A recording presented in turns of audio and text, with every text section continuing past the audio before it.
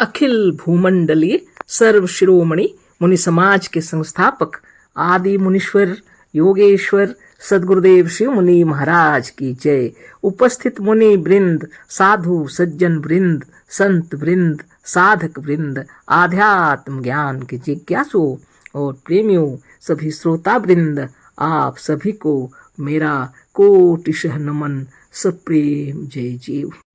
तो आध्यात्मिक चर्चा चल रही है और हम लोग सदगुरुदेव शिव मुनि महाराज रचित ग्रंथ वेदांत सिद्धांत द्वितीय भाग के अंतर्गत 12वें अध्याय पर चर्चा कर रहे हैं ना। सदगुरुदेव शिव मुनि महाराज की जय। प्रश्नोत्तर के द्वारा समझा रहे हैं सदगुरुदेव कि जल के जो भगवान हैं, जल के साथ जिनका घनिष्ठ संबंध है भगवान विष्णु हैं और प्रमाणित करके बतला रहे हैं, है ना। और हम लोगों ने समझा, सदगुरुदेव बतलाए नीला वर्ण उनका शरीर का, तो वही है जल का। वो बता रहे हैं जैसे समुद्र का जल, जैसे पानी का जल नीला होता है। पीत वसनधारी बतलाए, पृथ्वी को बतलाए उनका वस्त्र धारण किए हुए हैं जैसे कि, है ना। समुद्र तो गहराई में होता है और पृथ्वी तो ऊपर। ज्यादा से ज्यादा पानी का भाग है बोले, और कम से कम है स्थूल यानी पृथ्वी। यानी इसको सभी को मालूम है कि इस पृथ्वी में 3 भाग जल से भरा हुआ है, यानी 3 भाग समुद्र से ही घिरा हुआ है समझिए। कहीं बर्फीले भी हैं, है ना, लेकिन एक भाग थोड़ा सा जगह है जहाँ पर हम लोग स्थूल जगत में हम लोग रहते हैं, है ना। उसको कहते हैं थल भाग। जल भाग तो बहुत 3 भाग जल से घिरा हुआ है, 1 भाग स्थल है ना। उसी को गुरुदेव बतला रहे हैं और फिर यहीं पर फिर प्रश्नोत्तर के साथ समझा रहे हैं। प्रश्न दिए हैं, हमको एक बात अभी समझ में नहीं आई। वह बात यह है कि यह विष्णु इत्यादि ईश्वरों का जो समुद्र और जलादि विराट शरीर आप वर्णन कर रहे हैं, जिसमें पृथ्वी को आपने वस्त्र सिद्ध किया है, यही एक विराट ही शरीर उसका है, वह इससे सूक्ष्म शरीर भी कोई है? नीले रंग का पीत वस्त्र पहने मनुष्यों के समान उसका कोई छोटा शरीर इस विराट के सिवाय है या नहीं? प्रश्न करता है ना। धन्य धन्य सदगुरुदेव शिव मुनि महाराज की जय। लिख रहे हैं कि हमको एक बात समझ में नहीं आई, वह बात यह है कि विष्णु भगवान का विराट रूप जो आप इतना बड़ा विशाल समुद्र बतला रहे हैं और पृथ्वी को उसका वस्त्र बतला रहे हैं, तो इसका यह विराट रूप ही है या उसका कोई सूक्ष्म रूप भी है जो नीले वस्त्र पहन करके कोई नीले वस्त्र रंग का शरीर और पीला वस्त्र धारण किया, ऐसा कोई शरीर कोई छोटा रूप भी है क्या या नहीं, है ना। उत्तर दे रहे हैं नहीं। विराट शरीर के सिवाय इन ईश्वरों का सूक्ष्म शरीर भी होता है। बोल रहे हैं हाँ, नहीं बोल रहे हैं जैसे विराट शरीर सिवाय है कि नहीं, तो नहीं बोल रहे हैं। विराट शरीर के सिवाय इन ईश्वरों का सूक्ष्म शरीर भी होता है, परंतु जिसका विराट शरीर जिस प्रकार का होता है उसके शरीर का रंग भी उसके विराट के समान होता है। विराट शरीर जैसा ही है, लेकिन नहीं भी बता रहे हैं गुरुदेव, क्योंकि विराट शरीर का जैसा रंग दिया हुआ है वैसा ही रंग भी होता है, पहरावा भी होता है ना। तो बता रहे हैं गुरुदेव, देखिए प्रश्न क्या है। नीले रंग का पीत वस्त्र पहने मनुष्यों के समान उसका कोई छोटा शरीर इस विराट के सिवाय है या नहीं? उत्तर दे रहे हैं नहीं। विराट शरीर के सिवाय इन ईश्वरों का सूक्ष्म शरीर भी होता है, परंतु जिसका विराट शरीर जिस प्रकार का होता है उसके शरीर का रंग भी उसके विराट के समान होता है। वह वैसा ही कपड़ा पहनना पसंद करता है और उसकी स्वाभाविक गति भी वैसी ही होती है ना। परंतु अभी इस बात को हम यहाँ सप्रमाण सिद्ध नहीं कर सकते। प्रथम सबका विराट शरीर वर्णन करके फिर इस विषय को हाथ में लेंगे। अभी इसको यहीं रहने दीजिए। सदगुरुदेव कह रहे हैं विराट शरीर का वर्णन अभी कर रहे हैं। पहले विराट शरीर का वर्णन कर लेते हैं, फिर सूक्ष्म शरीर का वर्णन करेंगे। इसलिए अभी इसको यहीं रहने दीजिए, बाद में बतलाएंगे बोल रहे हैं, है ना। तो आगे देखेंगे हम लोग बतला रहे हैं क्या, गुरुदेव आगे बतला रहे होंगे तो सुनेंगे, है ना। तो यहाँ तो यह जो अध्याय है इसमें समाप्त हो गया। थोड़ा ही सा था अध्याय 12, है ना। लेकिन इसी विष्णु तत्व के बारे अगले अध्यायों में भी बहुत सा चर्चा किए हैं गुरुदेव, है ना। तो इस अध्याय को यह पूरा हो गया, है ना। इति श्री शिव कुमार शास्त्री कृते वेदांत सिद्धांते द्वादशो अध्याय, है ना। तो ये तो हो गया पूरा। अब विचार हम लोग कर लेते हैं, ताकि दूसरे अध्याय पर चर्चा करने से पहले हम लोग थोड़ा विचार कर लें। आपको कैसा प्रतीत हुआ सदगुरुदेव की यह महिमा, है ना।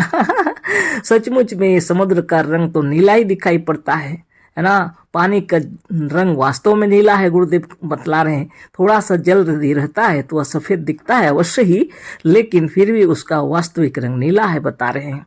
आसमान में भी, है ना, आकाश में जल तत्व तो ज्यादा है, इसलिए वह भी नीला दिखाई पड़ता है, गुरुदेव कह रहे हैं।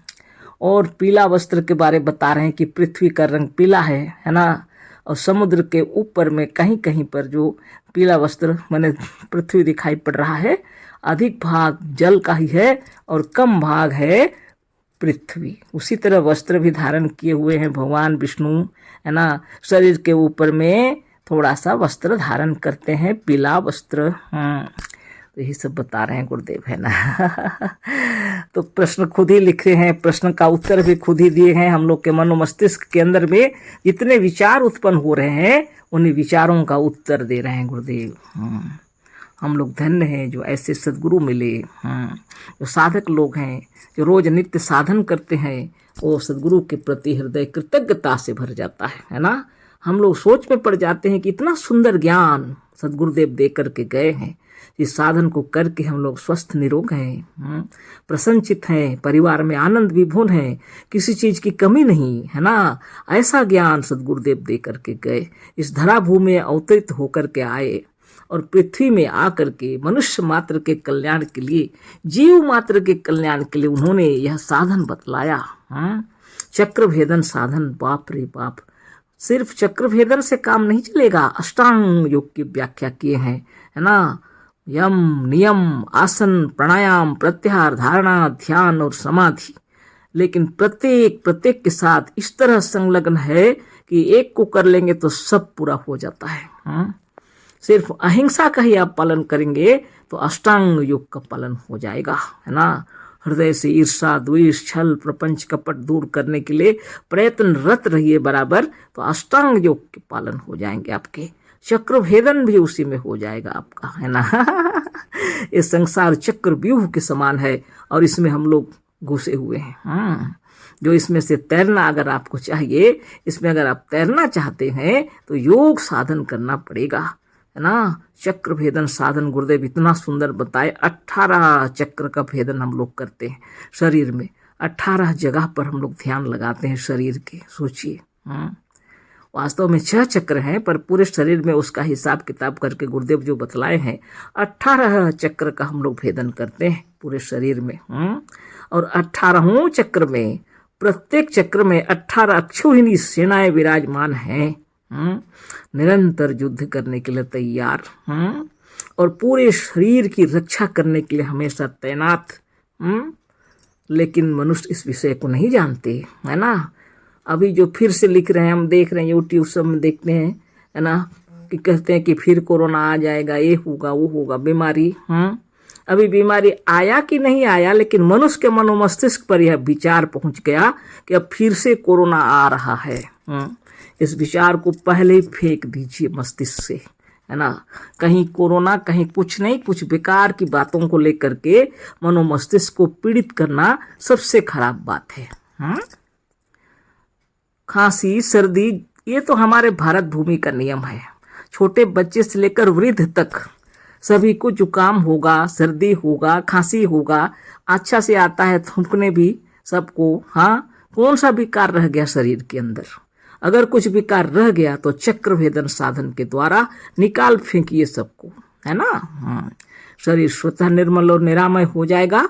इतना भयभीत मन में अगर लगता है तो मुनि समाज का जहाँ कहीं भी कैंप लगा होगा या योग शिक्षक मिल जाए तो चक्र भेदन साधन सीख लीजिए। कोरोना क्या, कोरोना का बाप भी नहीं पकड़ेगा, है ना। ब्रह्मांड में अभी तक जितने नाम बताए जा रहे हैं बीमारियों के, अगर इतने बीमारियों से अधिक भी बीमारी हो जिसका नाम अगर वैज्ञानिक को भी मालूम नहीं है, तो सदगुरुदेव उसका भी साधन बतला के चले गए हैं। एक ही साधन, चक्र भेदन कीजिए और यम नियम का पालन कीजिए। अष्टांग योग का व्याख्या किए हैं गुरुदेव। सचित्र योग साधन पढ़िए, सत्संग में जाइए, बराबर मुनियों के पास जाइए और नित्य योगाभ्यास कीजिए, प्रणव कीजिए, ध्यान कीजिए, तपस्या कीजिए, है ना। आपके शरीर के 18 चक्र के 18 अक्षौहिणी सेनाएं प्रत्येक चक्र में है, हमेशा आपकी रक्षा के लिए तैनात हैं। कभी बीमारी नहीं घुसेगी, घुसे तो निकल भी जाएगा सब। कफ पित्त बात छोड़ करके कोई चीज है ही नहीं शरीर में।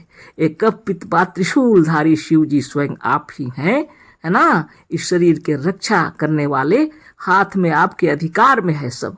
कफ पित्त बात त्रिशूलधारी आपके हाथों में है, आपके अधिकार में है।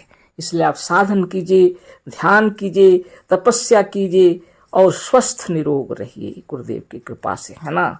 खूब भूख लगे तभी भोजन करना चाहिए, और रुचि अनुसार प्रसन्न चित्त से भोजन करना चाहिए। प्यास लगे तो भरपूर पानी पीना चाहिए, है ना। गुरुदेव का ही सिद्धांत है ना। और अच्छा से रहिए, सबसे प्रेम से बातचीत करना चाहिए, शुद्ध विचार से रहना चाहिए, है ना। ना तस्य रोगो न जरा न मृत्यु प्राप्त तस्य योगागतिमयम शरीरम। योग ध्यान तपोबल से जो अपने आप को जानते हैं और स्वरूपस्थ रहते हैं, उनके अंदर में हमेशा ध्यान मग्न होकर के रहने पर एक योगाग्नि प्रज्वलित होती है, हमेशा, है ना। इस एकाग्र मन के अंदर में इतनी शक्ति है कि शरीर को कोई बीमारी छू नहीं सकती। हम हैं अमर निरोग हैं, सोचते साथ शरीर निर्मल और निरामय हो जाता है ना। इसी विषय विचार को एकाग्र करने के लिए नित्य चक्र भेदन कीजिए, और रोज सदगुरुदेव का साधन करते हुए गुरुदेव का किताब भी पढ़ना पड़ेगा, सत्संग में भी जाना पड़ेगा, है ना। मुनियों के साथ बैठने उठने से आत्मबल, मनोबल, ज्ञान बल, योग बल बढ़ता है।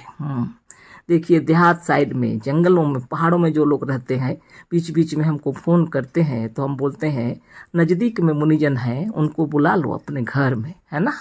घर में बुला लो, महीने में एक आध बार, 6 महीने में एक बार मुनियों का आगमन हो तुम्हारे घर में, सब विकार दूर हो जाएंगे, है ना। तो बहुत खुशी से वो लोग बुला लेते हैं अपने आसपास के मुनियों को घरों में। अपने घर में बुलाना सौभाग्य समझ करके बुलाते हैं, और उनके सारे विकार दूर हो रहे हैं, सब स्वस्थ और निरोग हैं, है ना। तो आप जिस जगह जाएंगे वह जगह पवित्र हो जाएगी। इसलिए साधन कीजिए, आपके साधन से आपका शरीर पवित्र हो जाता है, तन मन प्राण सब पवित्र हो जाता है ना। आपका हृदय पवित्र हो जाता है, क्योंकि आप स्वयं पवित्र हैं। इसलिए गुरुदेव की कृपा से इस प्राण को समझिए, इस आत्मा को समझिए। और इसी की चर्चा हो रही है, उस विराट का तो बता दिए गुरुदेव। आगे के अध्याय में कल हम लोग चर्चा करेंगे। विष्णु के तत्व की खोज फिर चल रही है, अभी बहुत चलेगा, है ना। सदगुरुदेव शिव मुनि महाराज की जय। और हमारे परम प्रिय मुनि वृंद, आप सबको कोटि कोटि नमन। इतना ध्यान से सुन रहे हैं, हमें प्रेरणा दे रहे हैं, इसके लिए हम बहुत धन्य हैं। अशेष धन्यवाद, कोटिशः नमन, सप्रेम जय जीव। सदगुरुदेव शिव मुनि महाराज की जय।